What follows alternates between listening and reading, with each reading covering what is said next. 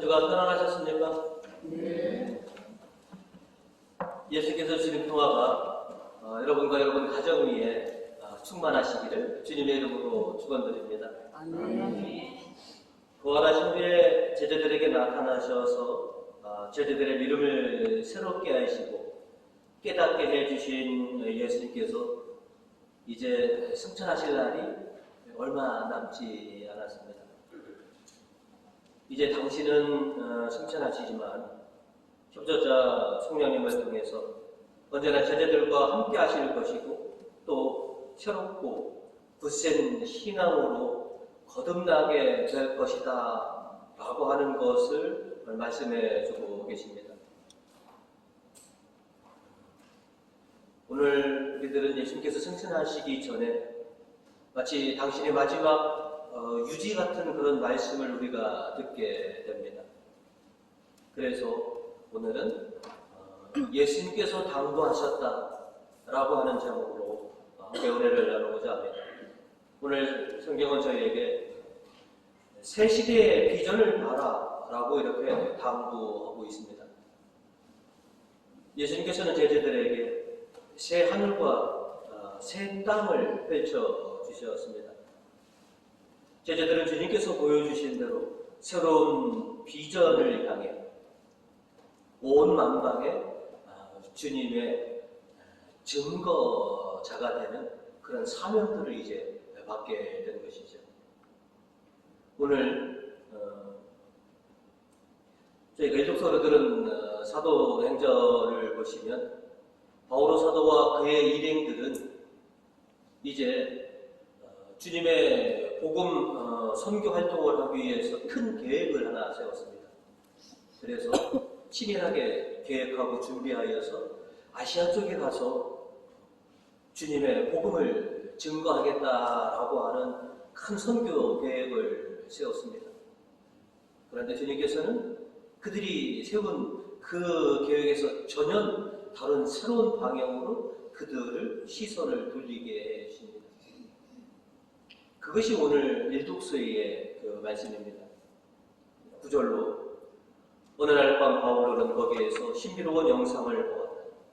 마케도니아 사람 하나가 바울로 앞에 서서 마케도니아로 건너와서 우리를 도와주십시오 하고 간청하였던 것이다. 마케도니아는 이제 어떻게 보면 지금까지는 아시아였고요. 이 마케도니아 지방부터가 이제 뭐냐면 유럽으로 포함되는 그 지역입니다. 10절을 보시면 바울로가 그 영상을 보고 난 뒤에 우리는 곧 마케도니아로 떠날 차비를 서둘렀다. 마케도니아 사람들에게 복음을 전하게 하시려고 하나님께서 우리를 부르신 것이라고 믿었기 때문이다 라고 우리에게 전해주고 있습니다.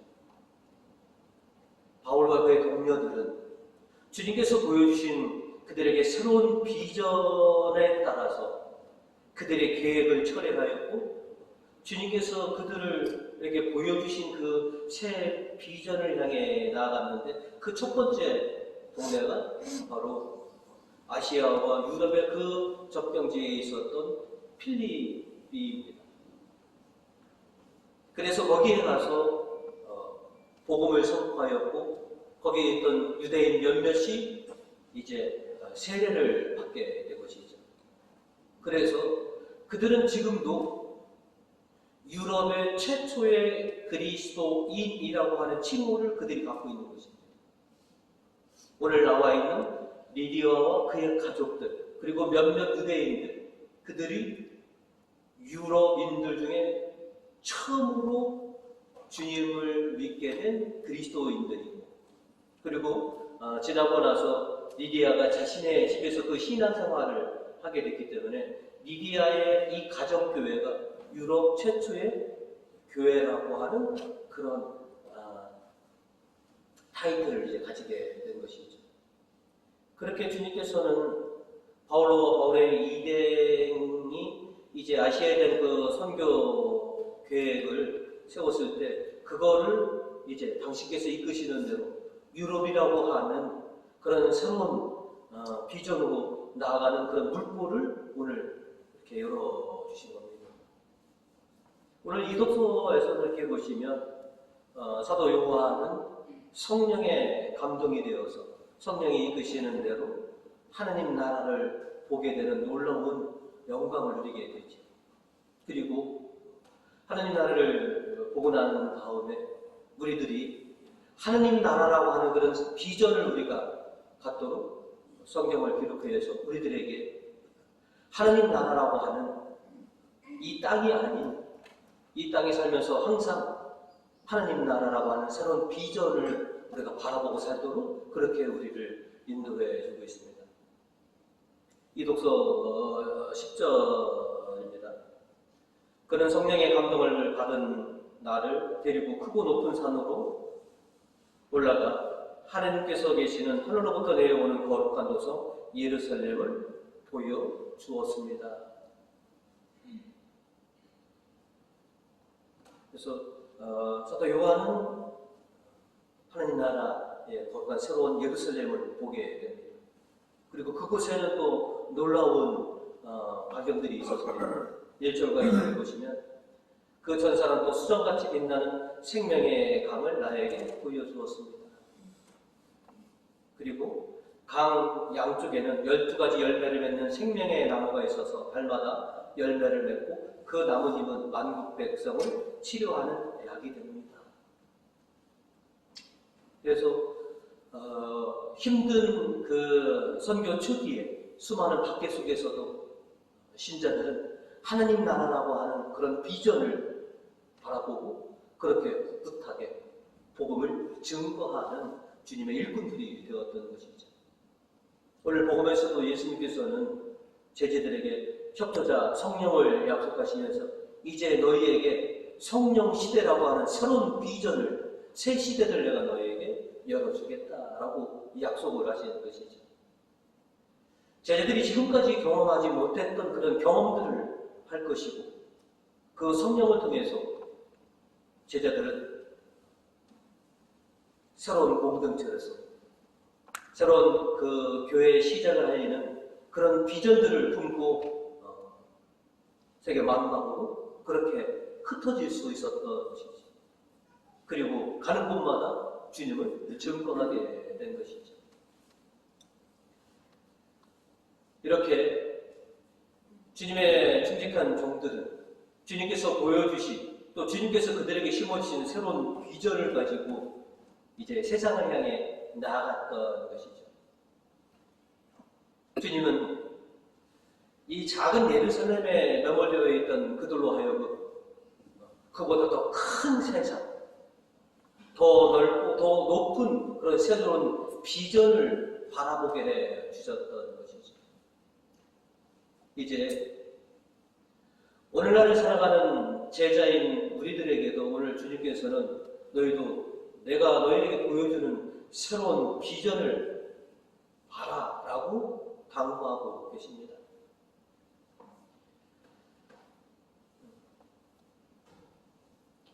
제가 안구 건조증으로 하절게 되면 고생을 하는데요. 그래서 눈을 많이 비빕니다. 그러면 비비면 그나마 조금 더 이렇게 눈이 좀 밝아지는 것 같아서 여러분도 뭐 눈이 침침하시면 눈을 비비시면 잠깐이라도 좀 환하게 보이시는 것처럼 주님께서는 너희의 이 침침한 눈을 좀 비벼서 활짝 열린 당신께서 보여주신 그 새 비전들을 좀 봐라. 그리고 그것을 품고 나와 더불어 그 새로운 시대로 새로운 비전으로 나아가자라고 우리를 부르시고 계십니다. 이제 여러분들은 많은 그런 꿈과 희망들을 가지고 주님 앞에 우리가 늘 나옵니다. 이제 지금 내가 바라는 그런 꿈과 희망을 이루는 것도 참 훌륭하고 좋은 일이지만 주님께서 우리 앞에 보여주시는 새로운 시대, 새로운 비전들을 우리가 발견해야 되고 그 비전을 이제 우리의 것으로 성취해낼 수 있는 그런 영광들을 우리가 차지하시기를 당부하고 있습니다. 우리 어르신들이 어린 손주들을 보면 가끔가다 물어보시는 게 있습니다. 내 꿈이 뭐냐? 너 장사 뭐가 되고 싶으냐? 라고 물어보는 것처럼 오늘 주님에게 여쭤보십시오.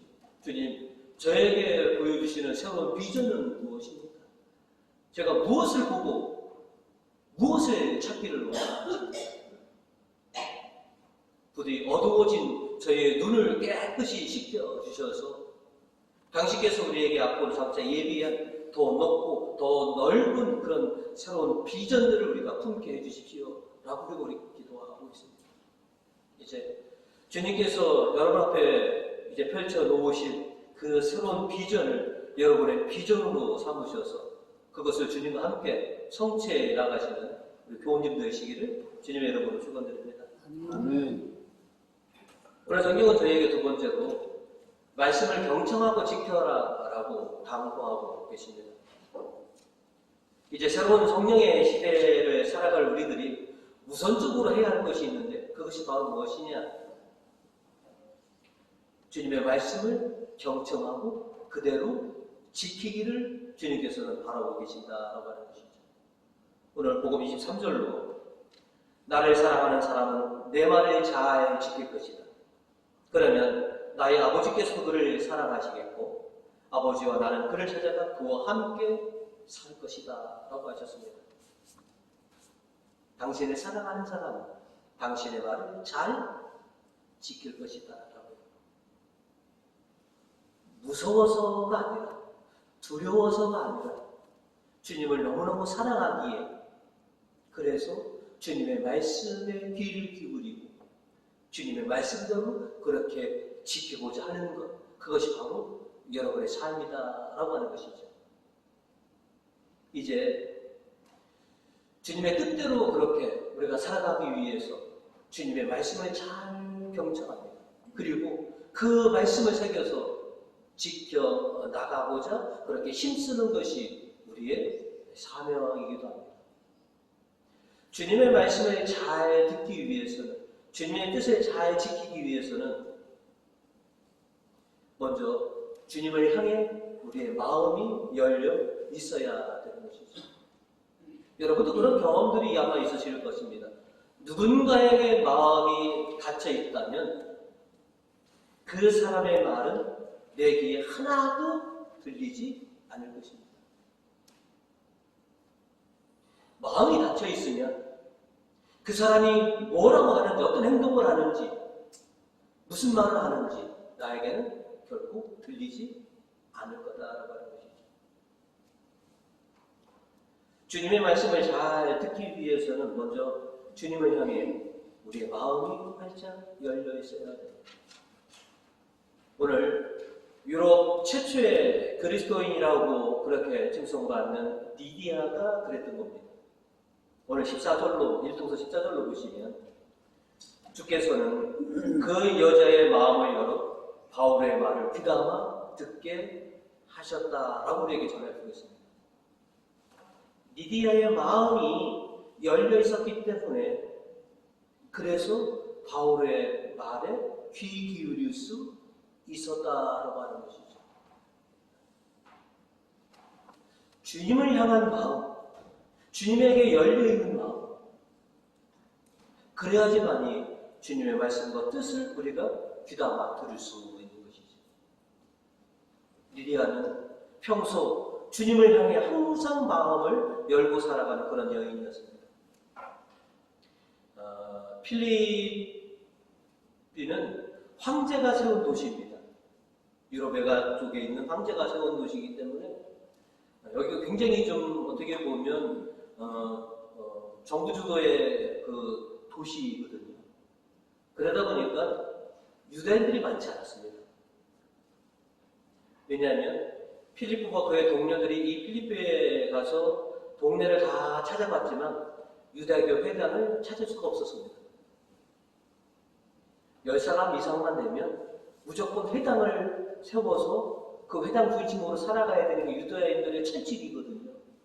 근데 그 10명이 안 된다는 것이죠. 그랬을 때 유대인들은 자기의 신앙을 폐하는 것이 아니라 안식일이 되면 기도하기 좋은 한적한 곳을 찾아서 그렇게 주님과 기도하고자 그렇게 강가를 찾거나 조용하고 한적한 곳을 찾아서 기도하는 것이 유대인들의 그런 신앙의 행태였었습니다. 필리포에 회당이 없으니까 당연히 바오로 사도는 유다인들이 모일 법한 곳을 이제 찾아다닌 것이죠. 그러다가 한적한 강가에서 여인 몇이 모여서 기도하는 것을 보게 됩니다.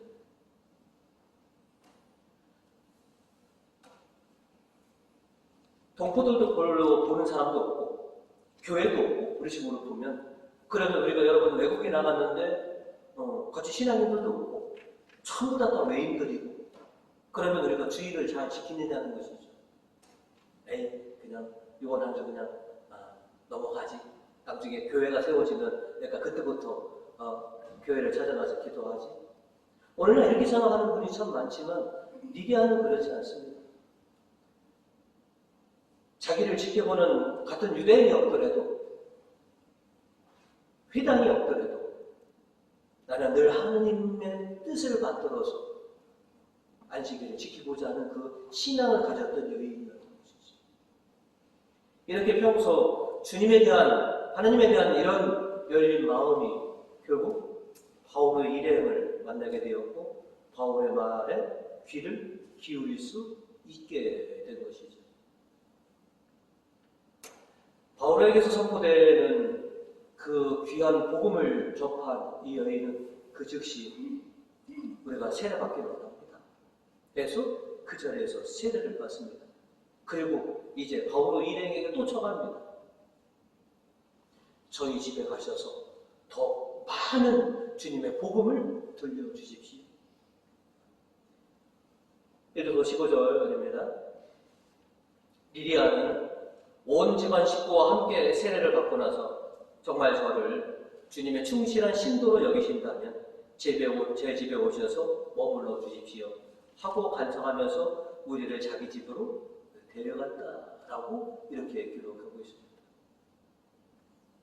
그 강가에서 잠깐 들려주신 그 말씀으로 만족하지 못하고 저를 주님의 충실한 그런 종으로 여기신다면 제 집에 함께 머무시면서 못다하신 주님에 대한 그런 복음을 제가 다 듣게 해주십시오 라고 이렇게 청하였고 그래서 바오로 사도와 그의 일행들이 리디아의 집에 머물면서 복음을 더 심도 있게 선포하게 된 것이죠. 주님의 종을 자기 집에 초대하는 것. 우리는 항상 그렇게 기도합니다. 주님, 제 안에 오셔서 제 안에 머무는 영광을 저에게 해주십시오. 주님, 저희 집에 오셔서 당신께서 머무시는 영광을 저희 집에 주십시오. 라고 우리는 항상 기도를 합니다. 제가 주님을 모실 수 있게 해주십시오. 주님이 저희 집에 오시는 영광을 제가 누리게 해주십시오. 묵시록 3장 20절은 우리에게 이렇게 말하고 있습니다. 들어라, 내가 문 밖에 서서 문을 두드리고 있다. 누구든지 내 음성을 듣고 문을 열면 나는 그 집에 들어가서 그와 함께 먹고 그도 나와 함께 먹게 될 것이다. 주님께 문을 열면 주님께서 들어오셔서 함께 해주시겠다라고 하는 것이죠. 여러분들 이제 수많은 곳을 이제 가정들도 방문해 보셨겠지만 여러분 집에 아무나 초대하십니까? 절대 그렇지 않습니다.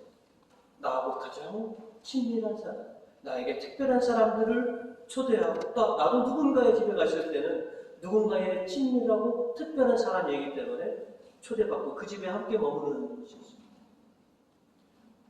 주님을 내 안에 모시고 주님을 내 가정에 모신다는 것은 주님과 나는 특별한 관계라는 것이죠. 친밀한 관계라는 것이죠. 그러니 오셔서 저와 함께 머물러 주십시오라고 하는 것이죠. 그리고 제가 항상 당신을 향해 열려 있으니 저에게 당신의 귀한 말씀을 들려주십시오. 제가 잘 듣겠습니다. 잘 듣고 잘 지키겠습니다. 이렇게 우리가 신앙을 고백하는 것이죠. 리디아는 그렇게 바오로와 그의 일행들에게 자신의 집으로 초대하여서 놀라운 영광과 은혜를 받는 그런 축복을 받게 되는 것이죠. 이제 우리 교우님들도 주님을 향해 활짝 마음의 문을 여셔서 주님께서 여러분에게 들려주시는 귀한 말씀들을 세히 경청하는 그런 은혜들을 받으시고, 또 리디아가 주님의 종들을 자신의 집에 모셔서 함께 지냈던 것처럼 여러분도 주님과 성령을 여러분의 마음과 집으로 모셔서 주님과 함께 지내시는 그런 영광을 누리시는 우리 교우님들 되시기를 주님의 이름으로 축원드립니다. 아멘. 세 번째, 오늘 성경은 저희들에게 주님의 평화를 가져라라고 당부하고 계십니다. 오늘 주님께서는 27절로 우리에게 이렇게 말씀하십니다. 나는 너희에게 평화를 주고 간다. 내 평화를 너희에게 주는 것이다. 내가 주는 평화는 세상이 주는 평화는 다르다. 걱정하거나 두려워하지 말라. 내가 너에게 평화를 주고 간다. 내 평화를 받아라.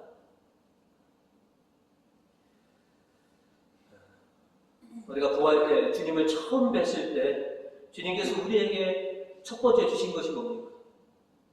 너희에게 평화가 있기를. 부활하셔서 우리에게 처음 주신 것도 평화예요. 이제 승천하시면서 마지막까지 우리에게 주시고자 했던 것이 너희에게 평화가 있기를. 내 평화를 너희가 가져라. 사랑하는 제자들이, 사랑하는 우리들이 이 세상을 살아가는 데 있어서 당신께서 주시는 그 평화를 가지고 우리가 살아가기를 그렇게 당부하고 계신 겁니다.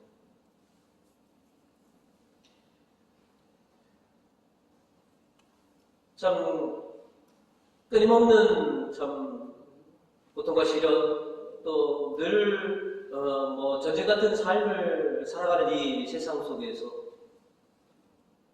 우리가 당신께서 주신 주님의 평화를 가지고 이 세상을 살아가기를 그렇게 바라시는 것이죠. 그럼 우리가 알고 있는 평화와 주님께서 주시는 평화가 뭐가 다르기에 주님은 그렇도록 당신의 평화를 우리에게 주시고자 했느냐는 것이죠. 세상이 주는 평화는 조건이 충족됐을 때 찾아오는 것이 세상의 평화입니다. 전쟁이 완전히 사라졌을 때 오는 그런 평화들. 내가 생존의 위협을 느끼지 않게 되었을 때 느끼는 그런 평화들. 그리고 문제가 해결되어야지만이 찾아오는 평화.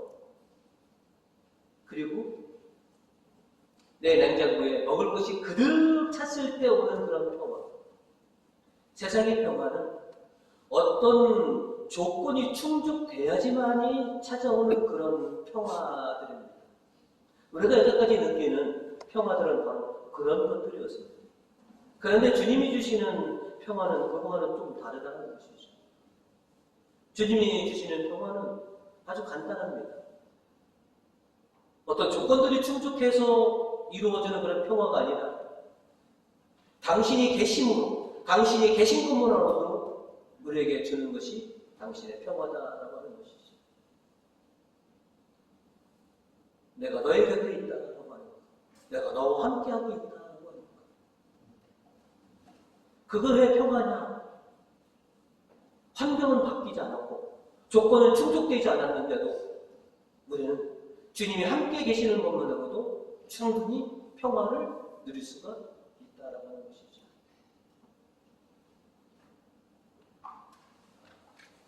여러분들, 어린 손주를 데리고 어디 이렇게 가다 보면 어린 손주가 무서워하는 것이 나타나면 어떻게 됩니까? 쪼르르 쫓아와서 뭐예요? 여러분의 손을 꽉 잡습니다. 그 무서운 환경이 바뀌지 않더라도 내가 사랑하는 엄마의 손을 꽉 쥐고 있는 것만으로도 아이는 평화를 찾습니다. 저 어렸을 때 뭐 우리 다 그랬던 것 같습니다. 학교 마치고 집 싹 다녀와서 저희 집은 그렇게 가방이 팍 내치면서 누구 찾습니까? 근데 아무리 찾아도 대답이 없으면 어떻게 되십니까?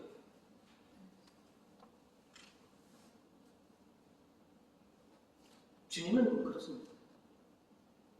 어떤 조건이 충족이 되고 어떤 환경이 변해서 주는 그런 평화보다는 당신이 그냥 옆에 계신 것 자체가 너에게 평화다. 왜?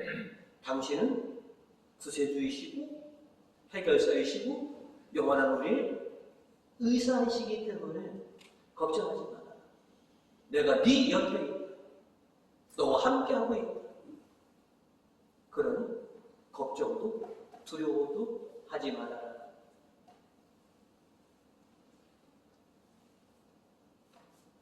주님이 우리에게 주시는 것은 바로 그겁니다. 내가 너와 함께하고 있다. 내가 네 안에 있다. 내 평화를 너에게 하자.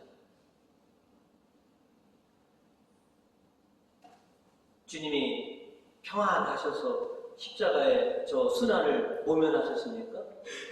아니죠. 그죠? 그러시면서 큰 고통 속에서도 당신은 아버지께서 당신과 함께 하시다라고 하는 거로 평화를 주셨습니다. 우리가 그런 평화를 누리게 산전수전 공중전을 겪으면서 주님이 나와 함께 계시다라고 하는 거. 내가 결코 세상에 굴하지 않을 것이다라고 하는 거. 그래서 주님은 당신이 옆에 계신 것만으로도 그것이 그 자체가 평화다라고 하는 것이죠. 에베소서 2장 14절과 15절은 우리에게 이렇게 전하고 있습니다. 그리스도야말로 우리의 평화이십니다. 그분은 자신의 몸을 바쳐서 유다인과 이방인이 서로 원수가 되어 갈리게 했던 담을 풀어버리시고 그들을 화해시켜 하나로 만드시고 율법 조문과 규정을 모두 폐하하셨습니다. 예수님은 존재 자체가 평화이시다라고 하는 것이죠. 그 평화를 우리가 오롯이 차지하게 돼요. 그 평화를 가지고 우리가 이 고통한 세상을 잘 견뎌내기를 그렇게 당부하고 계십니다. 이제 그 평화를 저희들에게 주십니다. 내 평화를 너희가 가져. 너희가 어떤 상황에 놓여 있든지 어떤 일을 겪든지 결코 내가 너를 잃지 않겠다. 이제 평화 그 자체이신 주님과 함께 하심으로 여러분 이 세상에서 느끼지 못하는 진정한 평화를 여러분의 평화로 만드시기 바랍니다. 그리고 그 평화 속에서 내가 무엇을 추구해야 하나 오늘 주님께서 우리에게 당부하신 그것들을 하나씩 하나씩 그렇게 실행하는 주님의 충실한 종들이 되시기 바라겠습니다. 부모님이 어디 떠나실 때 자녀들에게 항상 당부하고 가는 것들이 있습니다. 그러면 자녀들은 부모 부재 시에 제일 먼저 해야 될 것은 바로 뭐냐? 부모가 당부하고 간 일들을 해내는 것입니다. 이제 승천하시기 전에 주님께서 우리에게 당부하시는 것입니다. 새로운 비전을 너희가 가져라. 내 말을 잘 듣고 내 말을 잘 지키면 아버지와 내가 너희를 찾아와서 너희와 함께 있겠다. 그리고 내가 너희와 함께 있다면 너희는 진정으로 이 세상에 얻지 못한 그 평화를 너희가 얻게 될 것이다. 그러니 너희가 리디아처럼 충실한 나의 제자들이 되어서 내가 너와 함께 머물러 있도록 해다오. 그것이 주님의 당부이십니다. 이제 여러분 마음속에 주님을 보시는 그런 영광, 주님이 함께 하시는 그 평화를 가지시고 또 여러분의 가정에 주님이 함께 하시는 그런 영광과 평화를 가지시고 이제 주님께서 당부하신 것들을 하나씩 하나씩 실천해 나가시는 충실한 주님의 제자들로서 그렇게 주님께 사랑과 또 주님께 인정받는 우리 교우들 되시기를 주님의 이름으로 축원드립니다.